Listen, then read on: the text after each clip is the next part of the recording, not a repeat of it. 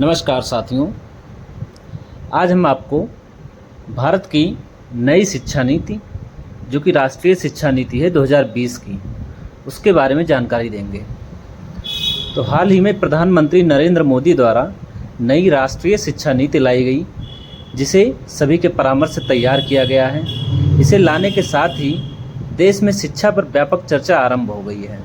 शिक्षा के संबंध में गांधी जी का तात्पर्य बालक और मनुष्य के शरीर, मन तथा आत्मा के सर्वांगीण एवं सर्वोत्कृष्ट विकास से है।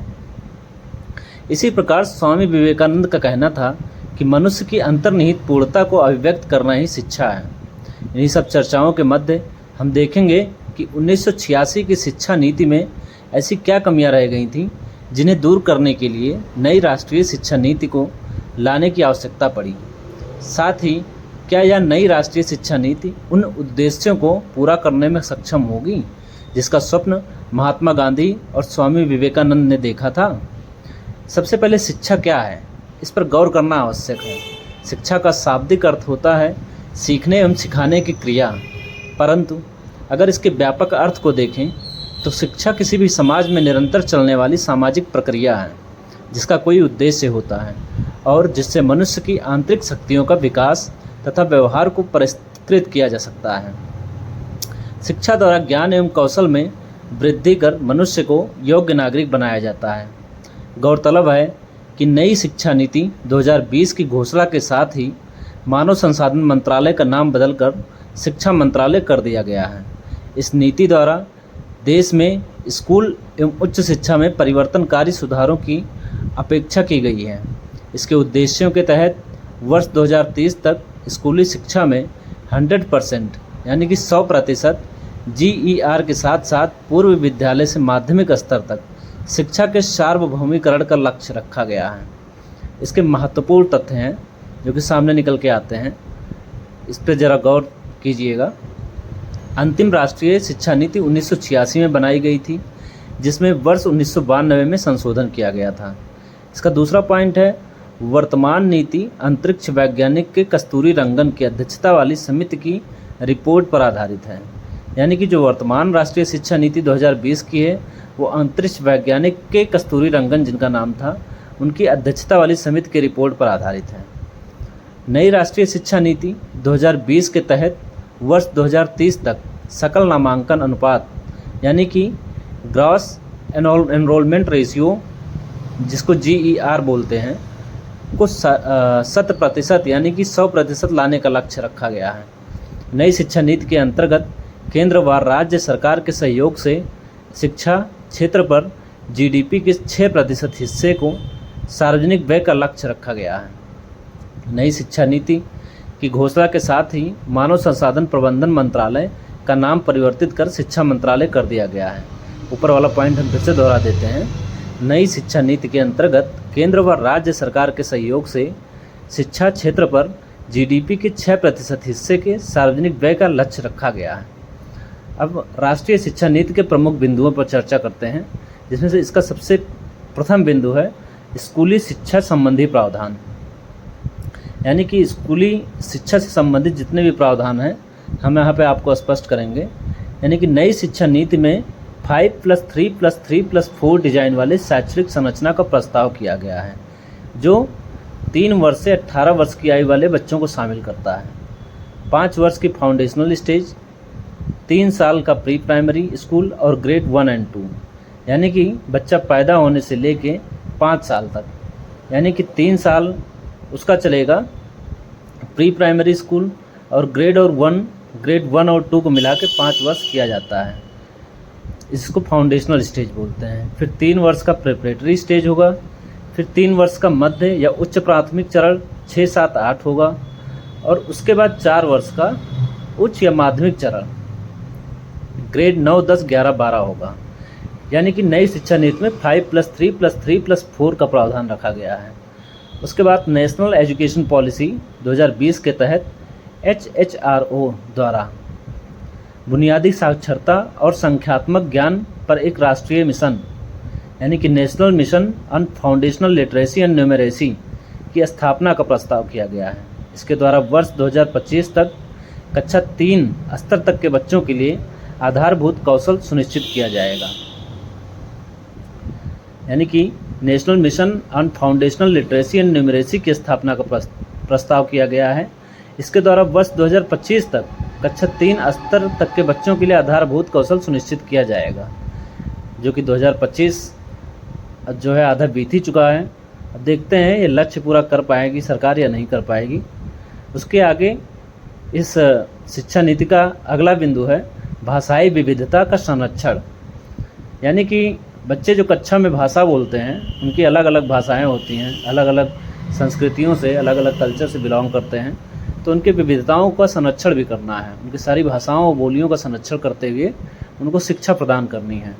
तो इसमें प्रावधान किया गया है कि राष्ट्रीय शिक्षा नीति 2020 में कक्षा 5 तक की कक्षा में मातृभाषा, स्थानीय या क्षेत्रीय भाषा को अध्ययन के माध्यम के रूप में अपनाने पर बल दिया गया है।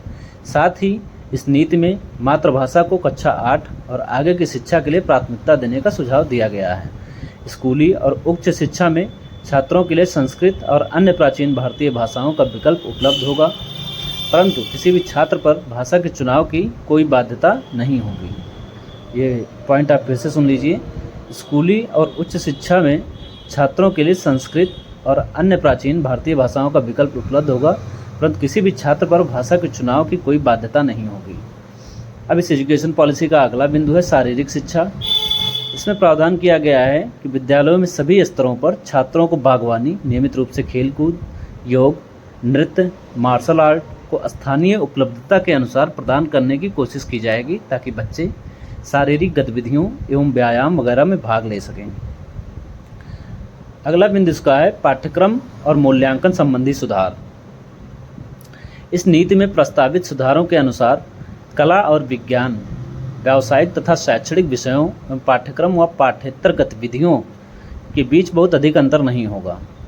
कक्षा 6 से ही शैक्षिक पाठ्यक्रम में व्यावसायिक शिक्षा को शामिल कर दिया जाएगा और इसमें इंटर्नशिप की भी व्यवस्था की जाएगी। राष्ट्रीय शैक्षिक अनुसंधान और प्रशिक्षण परिषद यानी कि national council of educational research and training NCERT द्वारा स्कूली शिक्षा के लिए राष्ट्रीय पाठ्यक्रम रूपरेखा यानी कि national curricular framework for school education तैयार की जाएगी। छात्रों के समग्र विकास के लक्ष्य को ध्यान में रखते हुए कक्षा 10 और कक्षा 12 की परीक्षाओं में बदलाव किया जाएगा। इसमें भविष्य में सेमेस्टर या बहुविकल्पीय प्रश्न आदि जैसे सुधारों को शामिल किया जा सकता है। पॉइंट फिर से सुन लीजिए। छात्रों के समग्र विकास के लक्ष्य को ध्यान में रखते हुए कक्षा 10 और कक्षा 12 की परीक्षाओं में बदलाव किया जाएगा। इसमें भविष्य में सेमेस्टर या बहुविकल्पीय प्रश्न आदि जैसे सुधारों को शामिल किया जा सकता है। छात्रों के प्रगति के मूल्यांकन के लिए मानक निर्धारक निकाय के रूप में परख नामक एक नए राष्ट्रीय आकलन केंद्र नेशनल असेसमेंट सेंटर की स्थापना की जाएगी। छात्रों की प्रगति के मूल्यांकन तथा छात्रों को अपने भविष्य से जुड़े निर्णय लेने में सहायता प्रदान करने के लिए कृत्रिम बुद्धिमत्ता यानी कि कृत्रिम बुद्धिमत्ता आर्टिफिशियल इंटेलिजेंस आधारित सॉफ्टवेयर का प्रयोग किया जाएगा। शिक्षा व्यवस्था में संबंधित सुधार के लिए विभिन्न प्रावधान किए गए हैं। आइए उनके बारे में जानते हैं। शिक्षकों की नियुक्ति में प्रभावी और पारदर्शी प्रक्रिया का पालन तथा समय समय पर किए गए कार्य प्रदर्शन आकलन के आधार पर पदोन्नति यानी कि टीचर्स के परफॉर्मेंस पे उनको पदोन्नति दी जाएगी। राष्ट्रीय अध्यापक शिक्षा परिषद द्वारा वर्ष 2022 तक शिक्षकों के लिए राष्ट्रीय व्यावसायिक मानक यानी कि national professional standards for teachers NPST का विकास किया जाएगा। राष्ट्रीय अध्यापक शिक्षा परिषद द्वारा NCERT के परामर्श के आधार पर अध्यापक शिक्षा हेतु राष्ट्रीय पाठ्यचर्या की रूपरेखा यानी कि national curriculum framework for teacher education NCFTE का विकास किया जाएगा। वर्ष 2030 तक अध्यापन के लिए न्यूनतम डिग्री योग्यता 4 वर्षीय एकीकृत BEd डिग्री का होना अनिवार्य किया जाएगा। उच्च शिक्षा से संबंधित प्रावधान यानी कि उच्च शिक्षा के लिए नेशनल एजुकेशन पॉलिसी ने क्या क्या प्रावधान किए हैं, आइए उनके बारे में जानते हैं। NEP 2020 के तहत उच्च शिक्षण संस्थान में सकल नामांकन अनुपात यानी कि ग्रॉस एनरोलमेंट रेशियो को 26.3% वर्ष 2018 में जो कि था से बढ़ाकर 50% तक करने का लक्ष्य किया गया है। इसके साथ ही देश के उच्च शिक्षा संस्थानों में 3.5 करोड़ नई सीटों को जोड़ा जाएगा। NEP 2020 के तहत स्नातक पाठ्यक्रम में मल्टीपल एंट्री एंड एग्जिट व्यवस्था को अपनाया गया है। इसके तहत 3 या 4 वर्ष के स्नातक कार्यक्रम में छात्र कई स्तरों पर पाठ्यक्रम को छोड़ सकेंगे और उन्हें उसी के अनुरूप डिग्री या प्रमाण पत्र प्रदान किया जाएगा। 1 वर्ष के बाद प्रमाण पत्र, 2 वर्ष के बाद एडवांस डिप्लोमा, 3 वर्षों के बाद स्नातक की डिग्री तथा 4 वर्षों के बाद शोध के साथ स्नातक। विभिन्न उच्च शिक्षण संस्थान में प्राप्त अंकों या क्रेडिट को डिजिटल रूप से सुरक्षित रखने के लिए एक एकेडमिक बैंक ऑफ क्रेडिट दिया जाएगा, ताकि अलग अलग संस्थानों में छात्रों के प्रदर्शन के आधार पर उन्हें डिग्री प्रदान की जा सके। नई शिक्षा नीति के तहत MPhil कार्यक्रम को समाप्त कर दिया गया है। भारतीय उच्च शिक्षा आयोग। नई शिक्षा नीति में देश भर के उच्च शिक्षा संस्थानों के लिए एक एकल नियामक अर्थात भारतीय उच्च शिक्षा परिषद higher education commission of India HECI की परिकल्पना की गई है, जिसमें विभिन्न भूमिकाओं को पूरा करने हेतु कई कार्यक्षेत्र होंगे। भारतीय उच्च शिक्षा आयोग चिकित्सा एवं कानूनी शिक्षा को छोड़कर पूरे उच्च शिक्षा क्षेत्र के लिए एक एकल निकाय सिंगल अम्ब्रेला बॉडी के रूप में कार्य करेगा। HECI यानी कि higher education commission of India के कार्यों के प्रभावी निष्पादन हेतु 4 निकाय बनाए गए हैं, जो कि राष्ट्रीय उच्चतर शिक्षा नियामकीय परिषद, national higher education regulatory council NHERC या शिक्षक शिक्षा सहित उच्च शिक्षा क्षेत्र के लिए एक नियामक का कार्य करेगा। सामान्य शिक्षा परिषद, जनरल एजुकेशन काउंसिल या उच्च शिक्षा कार्यक्रमों के लिए अपेक्षित सीखने के परिणामों का ढांचा तैयार करेगा, अर्थात उनके मानक निर्धारण का कार्य करेगा। राष्ट्रीय प्रत्यायन परिषद, नेशनल एक्रीडिएशन काउंसिल NAC यानी कि NAC या संस्थानों के प्रत्यायन का कार्य करेगा, जो मुख्य रूप से बुनियादी मानदंडों, सार्वजनिक व स्वप्रकटीकरण, सुशासन और परिणामों पर आधारित होगा। उच्चतर शिक्षा अनुदान परिषद यानी कि higher education grants council HGFC या निकाय कॉलेजों एवं विश्वविद्यालयों के लिए वित्त पोषण का कार्य करेगा। गौरतलब है कि वर्तमान में उच्च शिक्षा निकायों का विनियमन विश्वविद्यालय अनुदान आयोग यानी कि UGC यूनिवर्सिटी ग्रांट कमीशन जिसको बोला जाता है, और अखिल भारतीय तकनीकी शिक्षा परिषद AICTE और राष्ट्रीय अध्यापक शिक्षा परिषद यानी कि NCTE जैसे निकायों के माध्यम से किया जाता है। देश में IIT और IIM के समकक्ष वैश्विक मानकों के बहुविषयक शिक्षा एवं अनुसंधान विश्वविद्यालय, multidisciplinary education and research universities MERU की स्थापना की जाएगी। और विकलांग बच्चों हेतु प्रावधान रखा गया है। इस नई नीति में विकलांग बच्चों के लिए क्रॉस विकलांगता प्रशिक्षण, संसाधन केंद्र, आवास, सहायक उपकरण, उपयुक्त प्रौद्योगिकी आधारित उपकरण, शिक्षकों का पूर्ण समर्थन एवं प्रारंभिक से लेकर उच्च शिक्षा तक नियमित रूप से स्कूली शिक्षा प्रक्रिया में भागीदारी सुनिश्चित करना आदि प्रक्रियाओं को सक्षम बनाया जाएगा। डिजिटल शिक्षा से संबंधित प्रावधान। एक स्वायत्त निकाय के रूप में राष्ट्रीय शैक्षिक प्रौद्योगिकी मंच नेशनल एजुकेशनल टेक्नोल फोरम का गठन किया जाएगा, जिसके द्वारा शिक्षण, मूल्यांकन योजना एवं प्रशासन में अभिवृद्धि हेतु विचारों का आदान प्रदान किया जा सकेगा। डिजिटल शिक्षा संसाधनों को विकसित करने के लिए अलग प्रौद्योगिकी इकाई का विकास किया जाएगा, जो डिजिटल बुनियादी ढांचे, सामग्री और क्षमता निर्माण हेतु समन्वयन का कार्य करेगी। पारंपरिक ज्ञान संबंधी प्रावधान। भारतीय ज्ञान प्रणालियाँ जिनमें जनजातीय एवं स्वदेशीय ज्ञान शामिल होंगे को पाठ्यक्रम में सटीक एवं वैज्ञानिक तरीके से शामिल किया जाएगा। विशेष बिंदु। अब इसके विशेष बिंदु हैं आकांक्षी जिले, एस्पिरेशनल डिस्ट्रिक्ट जैसे क्षेत्र जहां बड़ी संख्या में आर्थिक, सामाजिक या जातिगत बाधाओं का सामना करने वाले छात्र पाए जाते हैं, उन्हें विशेष शैक्षिक क्षेत्र स्पेशल एजुकेशनल जोन के रूप में नामित किया जाएगा।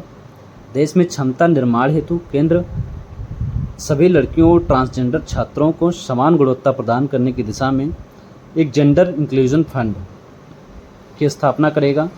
गौरतलब है कि 8 वर्ष की आयु के बच्चों के लिए प्रारंभिक बचपन, देखभाल और शिक्षा हेतु एक राष्ट्रीय पाठ्यचर्या और शैक्षणिक ढांचे का निर्माण NCERT द्वारा किया जाएगा। इसका वित्तीय सहायता जो है SC, ST, OBC और अन्य सामाजिक और आर्थिक रूप से वंचित समूहों से संबंधित मेधावी छात्रों को प्रोत्साहन के रूप में वित्तीय सहायता प्रदान की जाएगी। राष्ट्रीय शिक्षा नीति 1986 के बारे में थोड़ा सा आप जान लीजिए। इसमें था कि इस नीति का उद्देश्य असमानताओं को दूर करने, विशेष रूप से भारतीय महिलाओं, अनुसूचित जनजातियों और अनुसूचित जाति समुदायों के लिए शैक्षिक अवसर की बराबरी करने पर विशेष जोर देना था। इस नीति ने प्राथमिक स्कूलों को बेहतर बनाने के लिए ऑपरेशन ब्लैक बोर्ड लॉन्च किया। इस नीति ने इंदिरा गांधी राष्ट्रीय मुक्त विश्वविद्यालय के साथ ओपन यूनिवर्सिटी प्रणाली का विस्तार किया। ग्रामीण भारत में ज़मीनी स्तर पर आर्थिक और सामाजिक विकास को बढ़ावा देने के लिए महात्मा गांधी के दर्शन पर आधारित ग्रामीण विश्वविद्यालय मॉडल के निर्माण के लिए नीति का आह्वान किया गया। अब हम आपसे एक सवाल करते हैं कि पूर्ववर्ती शिक्षा नीति में परिवर्तन की आवश्यकता क्यों है, यानी कि जो पहले से शिक्षा नीति में चली आ रही है उसमें परिवर्तन की आवश्यकता क्यों है। तो चलिए हम आपको इसका जवाब देते हैं। बदलते वैश्विक परिदृश्य में ज्ञान आधारित अर्थव्यवस्था की आवश्यकताओं की पूर्ति करने के लिए मौजूदा शिक्षा प्रणाली में परिवर्तन की आवश्यकता थी। एक कारण इसका यह भी है कि शिक्षा की गुणवत्ता को बढ़ाने, नवाचार और अनुसंधान को बढ़ावा देने के लिए नई शिक्षा नीति की आवश्यकता थी। एक और कारण देखा जाए तो भारतीय शिक्षण व्यवस्था की वैश्विक स्तर पर पहुंच सुनिश्चित करने के लिए शिक्षा के वैश्विक मानकों को अपनाने के लिए शिक्षा नीति में परिवर्तन की आवश्यकता थी। अब नई शिक्षा नीति से संबंधित चुनौतियां, अगर इसको देखा जाए तो राज्यों का सहयोग नई शिक्षा नीति से संबंधित चुनौतियों के बारे में देखा जाए तो इसमें बहुत सारी चुनौतियां हैं। सबसे पहले कि सभी राज्य इस शिक्षा नीति को एक्सेप्ट कर रहे हैं, लागू कर रहे हैं कितने प्रभावशाली तरीके से, ये बड़ी चुनौती होगी। तो इसका पहला बिंदु यही है कि राज्य कितना सहयोग करते हैं। शिक्षा एक समवर्ती विषय होने के कारण अधिकांश राज्यों के अपने स्कूल बोर्ड हैं, इसलिए इस फैसले के वास्तविक कार्यान्वयन हेतु राज्य सरकारों को सामने आना होगा। साथ ही शीर्ष नियंत्रण संगठन के तौर पर एक राष्ट्रीय उच्चतर शिक्षा नियामक परिषद को लाने संबंधी विचार का राज्यों द्वारा विरोध हो सकता है। उसके बाद शिक्षा महंगी भी एक चुनौती है, जिसमें नई शिक्षा नीति में विदेशी विश्वविद्यालयों में प्रवेश का मार्ग प्रशस्त किया गया है। विभिन्न शिक्षाविदों का मानना है कि विदेशी विश्वविद्यालयों में प्रवेश से भारतीय शिक्षण व्यवस्था के महंगी होने की आशंका है। इसके फलस्वरूप निम्न वर्ग के छात्रों के लिए उच्च शिक्षा प्राप्त करना चुनौतीपूर्ण हो सकता है। शिक्षा का सांस्कृतिकरण भी एक चुनौती है। दक्षिण भारतीय राज्यों का यह आरोप है कि त्रिभाषा सूत्र से सरकार शिक्षा का संस्कृतिकरण करने का प्रयास कर रही है। अब फंडिंग संबंधी जांच का अपर्याप्त होना भी एक चुनौती है। कुछ राज्यों में अभी भी शुल्क संबंधी विनियमन मौजूद हैं, लेकिन ये नियामक प्रक्रियाएं असीमित दान के रूप में मुनाफाखोरी पर अंकुश लगाने में असमर्थ हैं। वित्त पोषण भी एक चुनौती है। वित्त पोषण का सुनिश्चित होना इस बात पर निर्भर करेगा कि शिक्षा पर सार्वजनिक व्यय के रूप में GDP के प्रस्तावित 6% खर्च करने की इच्छा शक्ति कितनी सशक्त है। अब मानव संसाधन का अभाव, जिसमें टीचर्स और शिक्षा विभाग से जुड़े अन्य कर्मचारी भी एक चुनौती हैं। वर्तमान में प्रारंभिक शिक्षा के क्षेत्र में कुशल शिक्षकों का अभाव है। ऐसे में राष्ट्रीय शिक्षा नीति 2020 के तहत प्रारंभिक शिक्षा हेतु की गई व्यवस्था के क्रियान्वयन में व्यवहारिक समस्याएं भी हैं। अब कुल मिला के पूरी राष्ट्रीय शिक्षा नीति 2020 का एक सार देखा जाए और उसका निष्कर्ष निकाला जाए तो बस निष्कर्ष इतना निकल के आता है कि केंद्रीय मंडल ने 21वीं सदी के भारत की ज़रूरतों को पूरा करने के लिए भारतीय शिक्षा प्रणाली में बदलाव हेतु जिस नई राष्ट्रीय शिक्षा नीति 2020 को मंजूरी दी है, अगर उसका क्रियान्वयन सफल तरीके से होता है तो यह नई प्रणाली भारत को विश्व के अग्रणी देशों के समकक्ष ले आएगी। नई शिक्षा नीति 2020 के तहत 3 साल से 18 साल तक के बच्चों को शिक्षा का अधिकार कानून 2009 के अंतर्गत रखा गया है। 34 वर्षों पश्चात आई इस नई शिक्षा नीति का उद्देश्य सभी छात्रों को उच्च शिक्षा प्रदान करना है, जिसका लक्ष्य 2025 तक पूर्व प्राथमिक शिक्षा 3 से 6 वर्ष की आयु सीमा को सार्वभौमिक बनाना है। यानी कि 3 से 6 वर्ष की आयु सीमा के जो बच्चे पूर्व प्राथमिक शिक्षा प्राप्त करते थे उसको सार्वभौमिक बनाना है, यानी कि देश के प्रत्येक कोने के सभी बच्चे इस नीति का लाभ उठा सकें। स्नातक शिक्षा में artificial intelligence, 3D machine, data विश्लेषण, जैव प्रौद्योगिकी आदि क्षेत्रों के समावेशन से अत्याधुनिक क्षेत्रों में भी कुशल पेशेवर तैयार होंगे और युवाओं की रोजगार क्षमता में वृद्धि होगी। धन्यवाद। यह थी पूरी राष्ट्रीय शिक्षा नीति 2020। अगर आपको हमारा यह सुझाव या हमारा यह ज्ञान पसंद आया हो तो कृपया आप हमारे उत्साहवर्धन हेतु नीचे कमेंट करें और हमारे चैनल को सब्सक्राइब करें, ताकि भविष्य में ऐसी ही अच्छी चीज़ें हम आपको दे पाएँ। धन्यवाद।